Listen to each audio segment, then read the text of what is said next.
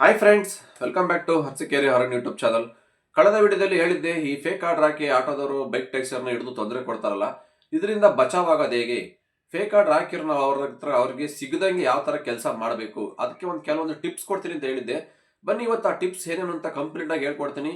ಈ ಟಿಪ್ಸ್ ನ ಫಾಲೋ ಮಾಡಿ ನೀವು ಕೂಡ ಯಾವತ್ತೂ ಅಷ್ಟೇ ಆಟೋದವ್ರಿಗೆ ಆಗಿರ್ಬೋದು, ಒಂದು RTO ಪೊಲೀಸ್ ಅಧಿಕಾರಿಗಳಿಗೆ ಯಾರಿಗೂ ಸಿಗದೆ ಇರೋ ತರ ಆರಾಮಾಗಿ ಡ್ಯೂಟಿ ಮಾಡ್ಬೋದು ಬೆಂಗಳೂರು ಸಿಟಿಲಿ.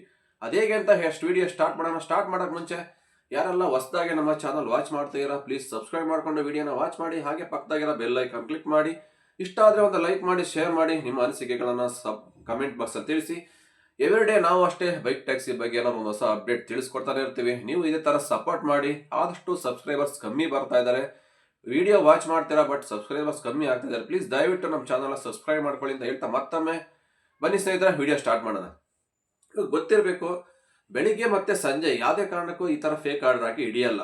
ಇವ್ರು ಹಿಡಿಯೋದು ಯಾವಾಗ ಅಂದ್ರೆ ನಾನ್ ಪೀಕ್ ಅವರ್, ಈ ಏನು 11 ಗಂಟೆಯಿಂದ ಒಂದು 3 ಗಂಟೆ ಇದೆಯಲ್ಲ, ಈ ಟೈಮಲ್ಲೇನೆ ಫೇಕ್ ಆರ್ಡರ್ ಹಾಕಿ ಬೈಕ್ ಟ್ಯಾಕ್ಸಿ ಅವ್ರನ್ನ ಹಿಡಿದ್ಬಿಟ್ಟು ತೊಂದರೆ ಕೊಡೋದಾಗಿರ್ಬೋದು, ಗಾಡಿ ಕೀ ಕಿತ್ಕೊಳ್ಳೋದಾಗಿರ್ಬೋದು, ಕೆಟ್ಟ ಬೈಯೋದು, ಕೆಲವರು ಹೊಡೆಯೋಕೆ ಹೋಗ್ತಾರೆ.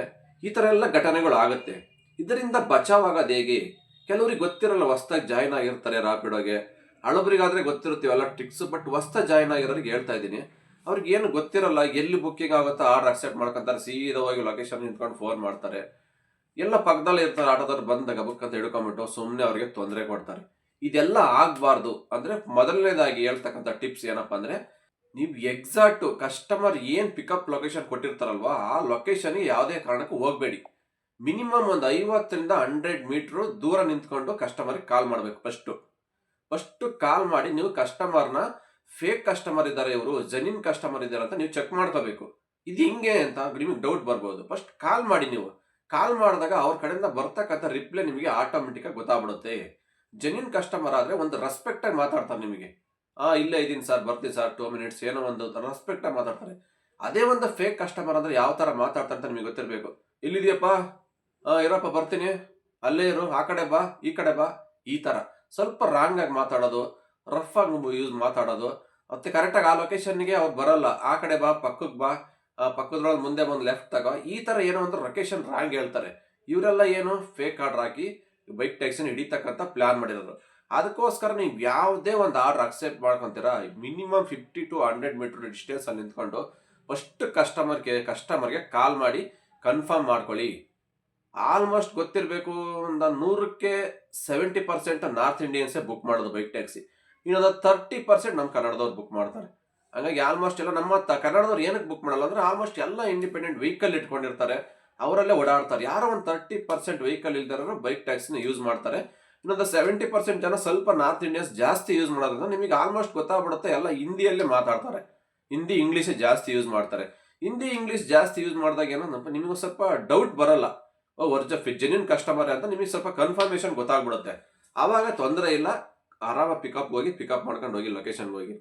ಇದು ಫಸ್ಟ್. ಇನ್ನ ಎರಡನೇ ಟಿಪ್ಸ್ ಏನಪ್ಪಾ, ನಿಮ್ಮ ಬೈಕಲ್ಲಿ ಯಾವುದೇ ತರ ಮೊಬೈಲ್ ಸ್ಟ್ಯಾಂಡ್ ಹಾಕಬೇಡಿ. ಮೊಬೈಲ್ ಸ್ಟ್ಯಾಂಡ್ ಹಾಕಿದ್ರಿಂದ ಏನ್ ಗೊತ್ತಾಗುತ್ತೆ, ಆಟೋದವ್ರಿಗೆ ನಿಮಗೆ ಇಮ್ಮಿಡಿಯೇಟ್ ಅವ್ರಿಗೆ ಗೊತ್ತಾಗ್ಬಿಡುತ್ತೆ ಇವರು ಬೈಕ್ ಟ್ಯಾಕ್ಸಿ ಮಾಡ್ತಾ ಇದ್ದಾರೆ.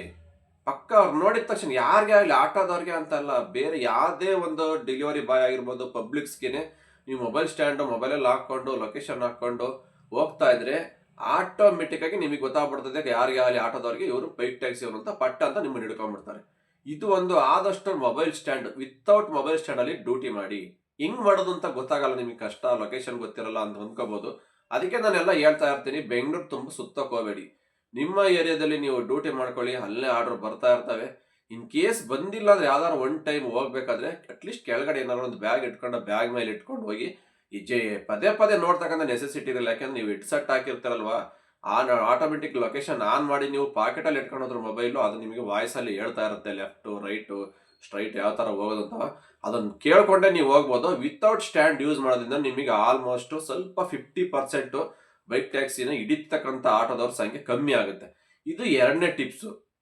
ಇನ್ನ ಮೂರನೇ ಟಿಪ್ಸ್ ಬಂದ್ಬಿಟ್ಟು ಏನಪ್ಪಾ ಅಂದ್ರೆ, ನೀವು ಡೆಲಿವರಿ ಫೀಲ್ಡ್ ಮಾಡಕ್ ಬಂದ್ರೆ ಡೆಲಿವರಿ ಬಾಯ್ ತರ ಬರಬೇಡಿ. ಒಂದು ಸ್ಟ್ಯಾಂಡರ್ಡ್ ಆಗಿ ಬನ್ನಿ ಡ್ರೆಸ್ ಹಾಕೊಂಡು. ಡೆಲಿವರಿ ಬಾಯ್ಸ್ ಅಂದ್ರೆ ಒಂದು ನಿಮಗೂ ಒಂದು ರೆಸ್ಪೆಕ್ಟ್ ಅನ್ನೋದು ಇರುತ್ತೆ.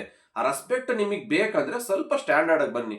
ಸ್ವಲ್ಪ ಚೆನ್ನಾಗಿರೋ ಬಟ್ಟೆ ಹಾಕೊಂಡು, ಒಂದು ಶೂ ಹಾಕೊಂಡು, ನೀಟಾಗೆಲ್ಲ ತಲೆ ಬಾಚ್ಕೊಂಡು, ಸ್ವಲ್ಪ ಒಂದು ಹ್ಯಾಂಡ್ಸಮ್ ಆಗಿ ಒಂದು ಚೆನ್ನಾಗಿ ಬಂದಾಗ ಏನಾಗುತ್ತೆ, ನಿಮ್ಗೆ ಯಾರು ನಾವು ಅಷ್ಟೇ ನಿಮ್ಮನ್ನು ನೋಡಿದ ತಕ್ಷಣ ಇಮ್ಮಿಡಿಯೇಟ್ ಆಗಿ ಇವನ್ನ ಡೆಲಿವರಿ ಬಾಯ್ ಅಂತ ಕರೆಯಲ್ಲ. ಹಂಗಾಗಿ ಒಂದು ನೀಟಾಗಿ ಅಂದ್ರೆ ನಾವೇ ನಿಮ್ಮನ್ನು ಸ್ಟ್ಯಾಂಡರ್ಡ್ ಆಗಿ ಐಫೈ ಸೂಟು ಬೂಟು ಹಾಕೊಂಡೆಲ್ಲ ಬನ್ನಿ ಅಂತ ಹೇಳ್ತಾ ಇಲ್ಲ. ಒಂದು ಡಿಸಿಪ್ಲಿನ್ ಅಂತ ಇರುತ್ತೆ ಎಲ್ಲರಿಗೂ, ಪ್ರತಿಯೊಬ್ಬರಿಗೂ. ಆ ಒಂದು ಡಿಸಿಪ್ಲಿನ್ ಅಲ್ಲಿ ಬಂದ್ರೆ ನಿಜವಾಗ್ಲೂ ಯಾರು ನಿಮ್ಮನ್ನು ಕಂಡುಹಿಡಿಯಕ್ ಆಗಲ್ಲ ಡೆಲಿವರಿ ಬಾಯ್ ಅಂತಾನ. ಎಷ್ಟೋ ಜನ ನೋಡ್ತೀನಿ ನಿಜವಾಗ್ಲೂ ಡೆಲಿವರಿ ಬಾಯ್ ಅಂದ್ರೆ ಏನೋ ಒಂಥರ ಗಲೀಜಾಗಿರ್ತಾರೆ ಕೆಲವೊಬ್ಬೊಬ್ರು. ಎಲ್ಲರೂ ಅಂತಲ್ಲ, ಕೆಲವೊಬ್ಬೊಬ್ರು. ಅವ್ರಿಗೂ ಕೂಡ ಹೇಳ್ತೀನಿ, ಸ್ವಲ್ಪ ಡಿಸಿಪ್ಲಿನ್ ಮೇಂಟೈನ್ ಮಾಡಿ. ಏನಾಗುತ್ತೆ, ಈ ತರ ಎಲ್ಲ ಪ್ರಾಬ್ಲಮ್ ಆದಾಗ ಇದರಿಂದ ಸಿಗಾಕೊಂಡ್ಬಿಡ್ತೀರಾ, ಸಾಧ್ಯತೆ ಜಾಸ್ತಿ ಇರುತ್ತೆ. ನೋಡಿದ ತಕ್ಷಣ ಯಾರು ನಮ್ಮನ್ನ ಡೆಲಿವರಿ ಬಾಯ್ ಅಂತ ಕಂಡಿಡಿಬಾರ್ದು. ಆ ತರ ನಾವು ಇರಬೇಕು ಡಿಸಿಪ್ಲಿನ್ ಆಗಿ. ಆವಾಗ ನಿಮ್ಮನ್ನ ಯಾರು ಕೂಡ ಹಿಡಿಯಕ್ಕಾಗಲ್ಲ. ನೀವು ಮೊಬೈಲ್ ಕಸ್ಟಮರ್ ಕೂರಿಸ್ಕೊಂಡು ಹೋಗ್ತಾ ಇದ್ರು ಅಷ್ಟೇ, ನೀವು ಯಾರನ್ನೂ ಕೂಡ ಬಂದು ನಿಮ್ ಸಡನ್ ಅಂತ ಗಾಡಿ ಅಡ್ಡಾಕಿ ಕೇಳಕ್ಕಾಗಲ್ಲ ಅವರು, ನಿಮ್ ಬೈಕ್ ಟ್ಯಾಕ್ಸಿ ರೈಡರ್ಸ್ ಅಂತ. ನೀವು ಕಸ್ಟಮರ್ ಹಿಂದೆ ಕೂತಿರ್ತಾರಲ್ಲ ಪ್ಯಾಸೆಂಜರು, ಅದೇ ತರ ನೀವು ಡಿಸಿಪ್ಲಿನ್ ಆಗಿ ಡ್ರೆಸ್ ಹಾಕೊಂಡು ಫಾರ್ಮಲ್ ಆಗಿ ಸ್ವಲ್ಪ ಸ್ಟ್ಯಾಂಡರ್ಡ್ ಆಗಿ ಬಂದ್ರೆ ನಿಮ್ಮನ್ನ ಯಾರು ಕೇಳಲ್ಲ. ಇದು ಒಂದು 3ನೇ ಟಿಪ್ಸ್. ಇನ್ನು ಕೊನೆಯದಾಗಿ 4ನೇ ಟಿಪ್ಸ್ ಏನಪ್ಪಾ ಅಂದ್ರೆ, ಕಸ್ಟಮರ್ಗೆ ಹಾಫ್ ಹೆಲ್ಮೆಟ್ ಕೊಡ್ತೀರಾ, ಯಾವ್ದೋ ಒಂದು ಕ್ಯಾಪ್ ಹೆಲ್ಮೆಟ್, ನೀವು ಫುಲ್ ಹೆಲ್ಮೆಟ್ ಹಾಕೊಂಡಿರ್ತೀರ. ಅವಾಗ ಏನಾಗುತ್ತೆ, ಇಮ್ಮಿಡಿಯೇಟ್ ನೋಡಿದ ತಕ್ಷಣ ಗೊತ್ತಾಗ್ಬಿಡುತ್ತೆ ಅವ್ರಿಗೆ, ಇವು ಬೈಕ್ ಟ್ಯಾಕ್ಸಿ ಕ್ಯಾಪ್ ಹೆಲ್ಮೆಟ್ ಕೊಟ್ಟಿದ್ದಾನೆ, ಇವ್ನು ಫುಲ್ ಹೆಲ್ಮೆಟ್ ಕೊಟ್ಟಾನೆ, ಹಾಕೊಂಡು ಹೋಗ್ತಿದ್ದಾನೆ ಅಂತ ಇಮ್ಮಿಡಿಯೇಟ್ ಆಗಿ ಗೊತ್ತಾಗ್ಬಿಡುತ್ತೆ. ಅದಕ್ಕೋಸ್ಕರ ಆದಷ್ಟು ಏನ್ ಮಾಡಿ, ಕಸ್ಟಮರ್ಗೂ ಫುಲ್ ಹೆಲ್ಮೆಟ್ ಕೊಡಿ. ಫುಲ್ ಅಂದ್ರೆ ಫುಲ್ ಎಲ್ಲ ಕವರ್ ಆಗುತ್ತಲ್ಲ, ಆ ತರ ಬೇಡ. ಒಂದು ರಾಯಲ್ ಎನ್ಫೀಲ್ಡ್ ಒಂದು ಹೆಲ್ಮೆಟ್ ಬರುತ್ತೆ ಕಿವಿ ತಕ, ಒಂದು ಹಾಫ್ ಹೆಲ್ಮೆಟ್ ತರ, ಆ ತರ ಹೆಲ್ಮೆಟ್ ಇಟ್ಕೊಳ್ಳಿ, ಚೆನ್ನಾಗಿರೋದು. ಆ ತರದಂದ್ರೆ ಎಲ್ಲರೂ ಯೂಸ್ ಮಾಡ್ತಾರೆ. ಈ ಫುಲ್ ಹೆಲ್ಮೆಟ್ ಮುಖ ಎಲ್ಲ ಕವರ್ ಆಗೋ ತರ ಏನಾಗುತ್ತೆ, ಅದನ್ನ ಯಾರು ತಾಕೊಳಲ್ಲ. ಕಸ್ಟಮರ್ಗಳು ಕೂಡ ಸ್ವಲ್ಪ ಮುಜುಗರ ಆಗುತ್ತೆ, ಎಲ್ಲರೂ ಯೂಸ್ ಮಾಡಿರೋದ್ರಿಂದ ಹಾಕೊಳಕ್ಕೆ ಏರ್ ಫಾಲ್ಸ್ ಆಗುತ್ತೆ ಅಂತ ಸ್ವಲ್ಪ ಏನೋ ತೊಂದರೆ. ಹಂಗಾಗಿ ಹಾಫ್ ಹೆಲ್ಮೆಟ್ ಕೊಟ್ರೆ ನಿಜವಾಗ್ಲೂ ಎಲ್ಲರೂ ಯೂಸ್ ಮಾಡ್ತಾರೆ. ಕ್ಯಾಪ್ ಹೆಲ್ಮೆಟ್ ಯಾರಿಗೂ ಕೊಡೋಕೋಬೇಡಿ. ಇದು ಒಂದು. ಹಂಗಾಗಿ ಏನಾಗುತ್ತೆ, ಯಾರು ನಿಮ್ಮನ್ನ ಹಿಡಿಯಕ್ಕೆ ಆಗಲ್ಲ, ಗೊತ್ತಾಗಲ್ಲ ಯಾರು ನಿಮ್ಮ ಡೆಲಿವರಿ ಬಾಯ್ಸ್ ಅನ್ನೋದು. ಇದು ಒಂದು ಪ್ಲಸ್ ಪಾಯಿಂಟ್ ನಿಮಗೆ. ಮತ್ತೆ ಕಡೆಯದಾಗಿ ಒಂದು ಹೇಳ್ತಾ ಇದ್ದೀನಿ, ಯಾವುದೇ ಕಾರಣಕ್ಕೂ ಈ ಕಂಪನಿ ಹೆಲ್ಮೆಟ್ಗಳು ಹಾಕಬೇಡಿ. ಏನ್ ಈ ಕಂಪ್ನಿಯಿಂದ ನಿಮಗೆ ಪ್ರೊವೈಡ್ ಮಾಡ್ತಾರೆ ಹೆಲ್ಮೆಟ್ ಗೊತ್ತಿರಬೇಕು. ಪೋರ್ಟರ್ ಆಗಿರ್ಬೋದು, ಜಿಪ್ಪಿ ಒಂದು ಕಂಪ್ನಿ ಹೆಲ್ಮೆಟ್ ಕೊಡ್ತಾರೆ, ಸ್ವಿಗ್ಗಿ ಕೊಡ್ತಾರೆ, ಇನ್ನು ಕೆಲವೊಂದು ಕಂಪ್ನಿಗಳು ನಿಮ್ಗೆ ಹೆಲ್ಮೆಟ್ ಕೊಟ್ಟಿರ್ತಾರೆ. ಆ ಹೆಲ್ಮೆಟ್ ಯೂಸ್ ಮಾಡಬೇಡಿ. ಆ ಹೆಲ್ಮೆಟ್ ಯೂಸ್ ಮಾಡಿದವ್ರು ನಿಮಗೆ ಪರ್ಫೆಕ್ಟ್ ಆಗಿ ಗೊತ್ತಾಗ್ಬಿಡುತ್ತೆ, ಇವನು ರಾಪಿಡೋ ಬೈಕ್ ಟ್ಯಾಕ್ಸಿ ರೈಡರ್ ಇಲ್ಲ ಡೆಲಿವರಿ ಬಾಯ್ ಅಂತ. ಅವಾಗಲೂ ಕೂಡ ನಿಮ್ಮನ್ನು ಹಿಡಿತಕ್ಕಂಥ ಸಾಧ್ಯತೆ ಜಾಸ್ತಿ. ಅದಕ್ಕೋಸ್ಕರ ಏನೊಂದು 500-600 ರೂಪಾಯಿ ಹೆಲ್ಮೆಟ್ಗೋಸ್ಕರ ಯಾಕೆ ಸುಮ್ಮನೆ ಅವೆಲ್ಲ ಕಂಪ್ನಿ ಹೆಲ್ಮೆಟ್ ಯೂಸ್ ಮಾಡಿ ನೀವು ಆ ಕಂಪ್ನಿಗೆ ಅಡ್ವರ್ಟೈಸ್ಮೆಂಟ್ ಕೊಡೋಕ್ಕೋಸ್ಕರ ಸುಮ್ಮನೆ ನಿಮಗೂ ಒಂದು ರೆಸ್ಪೆಕ್ಟ್ ವ್ಯಾಲ್ಯೂ ಅನ್ನೋದು ಕಮ್ಮಿ ಆಗುತ್ತೆ. ಅದಕ್ಕೋಸ್ಕರ ಒಂದು ಚೆನ್ನಾಗಿರೋ ಹೆಲ್ಮೆಟ್ ಒಂದು 1000 ರೂಪಾಯಿ ಕೊಟ್ಟರೆ ಸೂಪರ್ ಕ್ವಾಲಿಟಿ ಹೆಲ್ಮೆಟ್ ಸಿಗುತ್ತೆ ಔಟ್ ಸೈಡ್, ಒಳ್ಳೆ ಕಂಪ್ನಿದು. ಆ ಥರ ಒಳ್ಳೆ ಕಂಪ್ನಿ ಬ್ರ್ಯಾಂಡ್ ಕಂಪ್ನಿ ಹೆಲ್ಮೆಟ್ ನೀವೇ ಓನಾಗಿ ತಗೊಂಡು ಯೂಸ್ ಮಾಡಿ. ಯಾವುದೇ ಕಾರಣಕ್ಕೂ ಈ ಕಂಪ್ನಿಗಳು ಪ್ರೊವೈಡ್ ಮಾಡೋ ಹೆಲ್ಮೆಟ್ಗಳೇ ಆಗ್ಬೋದು, ಯೂನಿಫಾರ್ಮೇ ಹಾಕ್ಬೋದು, ದಯವಿಟ್ಟು ಹಾಕಬೇಡಿ ಆಯ್ತಾ. ಅವ್ರ ಕಂಪ್ನಿ ಅಡ್ವರ್ಟೈಸ್ಮೆಂಟ್ಗೋಸ್ಕರ ಅವರು ದುಡ್ಡು ಮಾಡೋಕ್ಕೋಸ್ಕರ ಇವತ್ತು ಡೆಲಿವರಿ ಬಾಯ್ಸ್ನ ಯೂಸ್ ಮಾಡ್ಕೊಂತಾರೆ ಈ ಥರ ಎಲ್ಲ ಇವರು. ಅದಕ್ಕೋಸ್ಕರ ಹೇಳ್ತೀನಿ, ಇದ್ರ ಬಗ್ಗೆ ನೆಕ್ಸ್ಟ್ ಒಂದು ವಿಡಿಯೋ ಕೂಡ ಮಾಡ್ತೀನಿ. ಈ ಯೂನಿಫಾರ್ಮು ಬ್ಯಾಗು ಇವೆಲ್ಲ ಕೊಟ್ಟು ಒಂದು ಕಂಪ್ನಿ ಅಡ್ವರ್ಟೈಸ್ಮೆಂಟ್ ಕೊಡ್ತಾರಲ್ಲ, ಇದ್ರ ಬಗ್ಗೆನೂ ಕೂಡ ಒಂದು ವಿಡಿಯೋ ನೆಕ್ಸ್ಟ್ ವಿಡಿಯೋದಲ್ಲಿ ಮಾಡೋಣ ಅಂತ ಅಂದ್ಕೊಂಡಿದ್ದೀನಿ. ಸದ್ಯಕ್ಕೆ ಇವತ್ತು ಡೆಲಿವರಿ ಬಾಯ್ಸ್ ಅಂದ್ರೆ especially Rapido bike taxi Riders ಈ ಆಟೋದರಿಂದ ಹೇಗೆ ತಪ್ಪಿಸ್ಕೋಬಹುದು ಫೇಕ್ ಆರ್ಡರ್ ಅನ್ನೋದ್ರ ಬಗ್ಗೆ ಕೆಲವೊಂದು ಟಿಪ್ಸ್ ಕೊಟ್ಟಿದ್ದೀನಿ.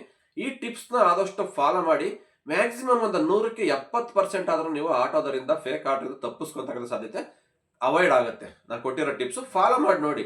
ಈ ವಿಡಿಯೋ ಇಷ್ಟ ಆದ್ರೆ ಒಂದು ಲೈಕ್ ಮಾಡಿ, ಶೇರ್ ಮಾಡಿ. ಮತ್ತೊಮ್ಮೆ ಕೇಳ್ತಾ ಇದ್ದೀನಿ, ನಮ್ಮ ಚಾನಲ್ಗೆ ಸಬ್ಸ್ಕ್ರೈಬ್ ಮಾಡಿ, ಯಾರು ಮಾಡ್ಕೊಂಡಿಲ್ಲ ಪ್ಲೀಸ್ ದಯವಿಟ್ಟು ಸಬ್ಸ್ಕ್ರೈಬ್ ಮಾಡ್ಕೊಳ್ಳಿ, ಹೀಗೆ ಸಪೋರ್ಟ್ ಮಾಡಿ ಅಂತ ಹೇಳ್ತಾ ಈ ವಿಡಿಯೋ ಇಲ್ಲಿಗೆ ಮುಗಿಸ್ತಾ ಇದ್ದೀನಿ. ಮತ್ತೆ ಸಿಗೋಣ ಮುಂದೆ ನೋಡೋದಿಲ್ಲಿ. ಅಲ್ಲಿವರೆಗೂ take care, bye bye, have a nice day. ಜೈ ಹಿಂದ್, ಜೈ ಕರ್ನಾಟಕ ಮಾತೆ.